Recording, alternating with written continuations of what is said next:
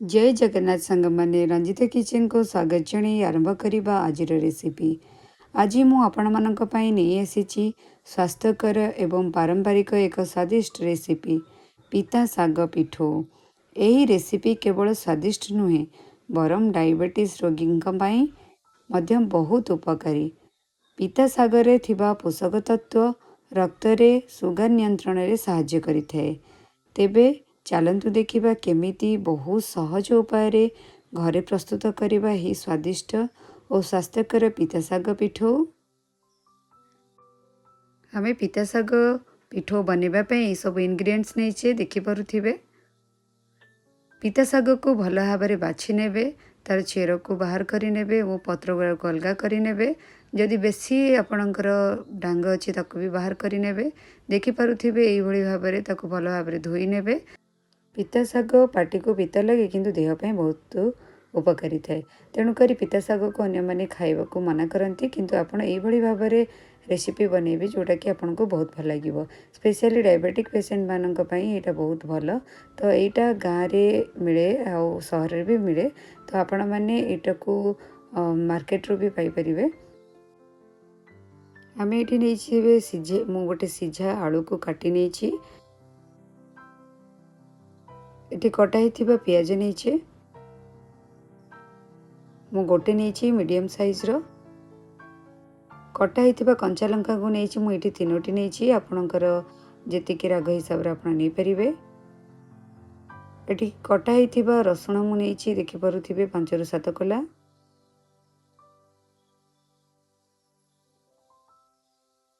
ये मसला प्रस्तुत पे आम नहीं हलदी गुंड हाफ टेबल स्पून, लंका गुंड गोटे टेबल स्पून नहीं तो आपणकर राग हिसाब से आप नहीं पारे। धनिया पाउडर गोटे टेबल स्पून मु नहीं, करी पाउडर मु गोटे टेबल स्पून नहीं, आठी गरम मसला मु नहीं गोटे टेबल स्पून। जदि आप डायबिटिक पेशेंट अच्छा आप अवॉइड भी करें आलू को नेबेनी। तो जेहेतु आप आलूटा देवे से एत पिता अंश लगे से आम आलू नहींचे।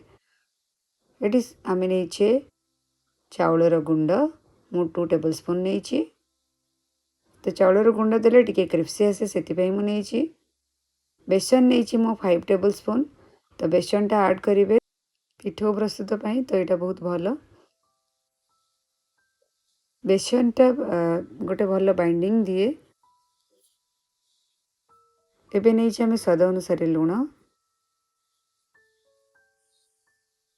तो लुण आपण हिसाब से आप ही नेबे। आपड़ सोरिष तेल चाहिए नहीं पारे, रिफाइन तेल नहीं पारे। एबे आम गोटे बोल नवा से ऐड कर आम काटिकी रखीचे देखिपे ये पिता साग।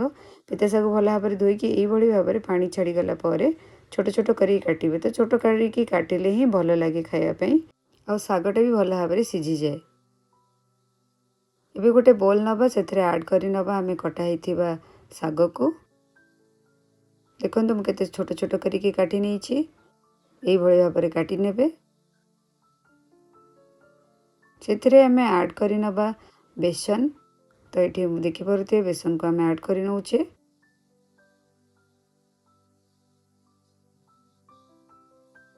से आम ऐड कर चाउलर गुंड, स्वाद अनुसार लुण ऐड कर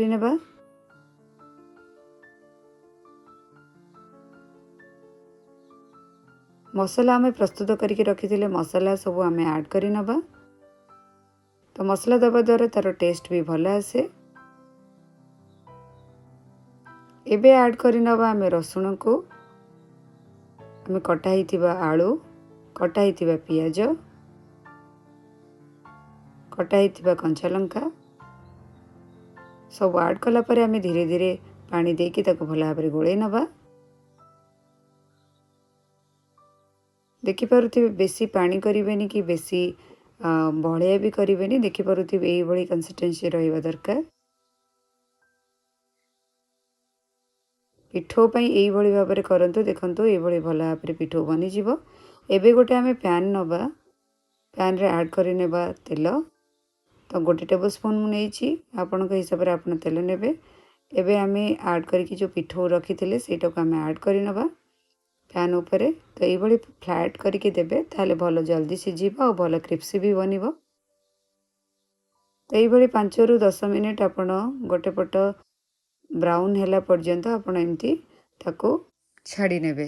तो देखंतु भल भाव आमर गोल्डन ब्राउन कलर आसीगलानी और ताको आम अलग पट साइड जो अच्छी ताको भी आम उल्टे नौचे। तो रिफाइन तेल दे पारिबे, सोरिष तेल भी दे पारिबे। तो ये देखिपे गोटे पट हो गलानी आ गोटे पट भी हो जाइए।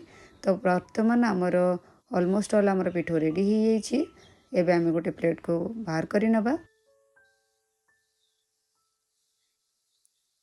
अलगा पिठो भी आम जोटा प्रस्तुत करके रखी सेटा भी पैन रे आम ऐड करि नबा और ताको भी हल्का गोल्डन ब्राउन हैला जाए ताको गोटे पट हो गला परे आ गोटे पट साइड को उल्टे नबा। देखंतु आमर जेतिकी पिठो आम बनइबा कथा ऑलमोस्ट ऑल हो गलानी। तो आम एबे प्लेट को बाहर करि नबा। एबे गोटे प्लेट रे सर्व करिबा और आपको गरम गरम खाइबा बहुत बढ़िया लगिबो। आपन को पिता भी जमा लगिबनी। जदि आपण डायबिटिक पेशेंट अछंती आउ थरे म आपन कहि रखुची कि आलू ऐड करिवे नाही। तो देखि पारुथिबे हमर पिता साग पिठो केते सुंदर बनि जाइछि। आपण माने घरे निश्चिंत प्रस्तुत करंतु। एटा को आपण माने घरे किंबा आपन फ्रेंड्स मान सहित निश्चिंत शेयर करि परिबे। देखंतु केते सुंदर भी बनि जाइछि हमर पिता साग पिठो। तेबे बंधु माने यह थिला आजिर स्वास्थ्यकर एवं स्वादिष्ट पिता साग पिठो रेसिपी। आशा करुछि आपण माननको ये रेसिपी भल लागिथिबो एवं निश्चय थरे ट्राए करिवे। वीडियोटी भल लागिथिले गोटे लाइक करंतु, शेयर करंतु एवं रंजिता किचन चैनल को सब्सक्राइब करी बेल आइकन को दबाई दियंतु।